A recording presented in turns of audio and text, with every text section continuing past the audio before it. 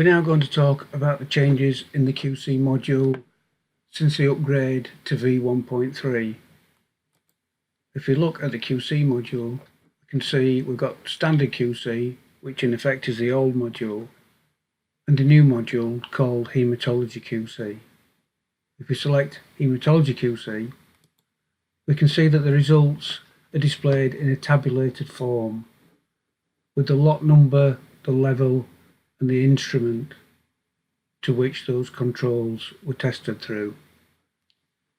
If we select the Z-score diagram icon, we can see a Z-score of each analyzer. So this is analyzer 113 and analyzer 115, and we can see the date and time of each run, so we know exactly when the last QC was run. If we go back into the table view, we can see that we have some QC that is out of range. So if it's in red, that parameter is out of range.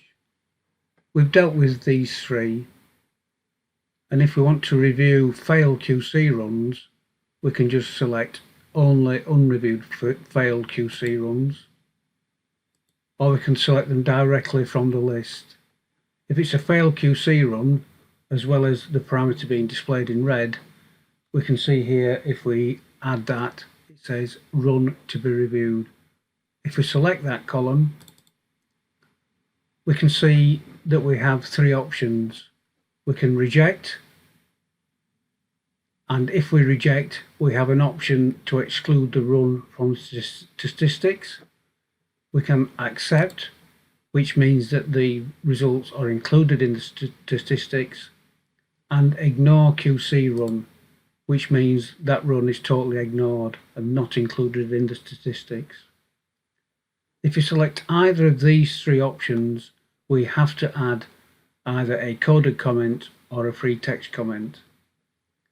On this device, we've set up a couple of comments, coded comments. We've got insufficient to be rerun with new bottle and QC to be rerun, so we'll select that one.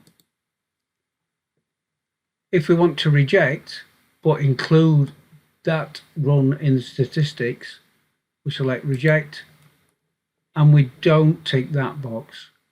Ticking that box excludes the run from statistics.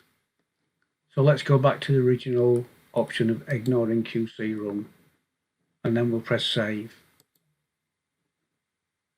The result isn't deleted, the result is still there, but it isn't included in the run. If we have a look at these ones up here, we can see that we've got a red X, which means we've rejected the run. This one here, if we hover over it, we can see we've ignored it. If we want to see the comments, we can just double click and we can see the comments that we added. So let's do that again. Let's review this result that is excluded. So we're going to ignore, and this time we'll add a free text comment. We'll just say poor sampling, and then we'll save.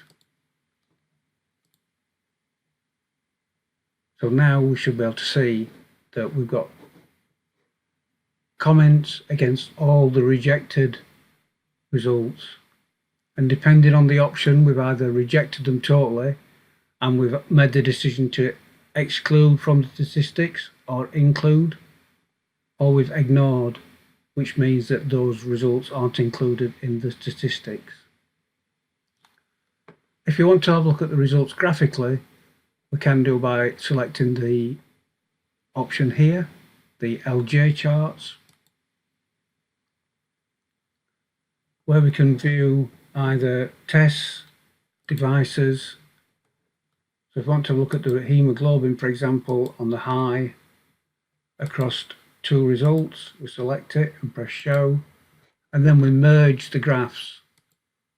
So that will show that we've got the hemoglobin for both the analyzers for the high control.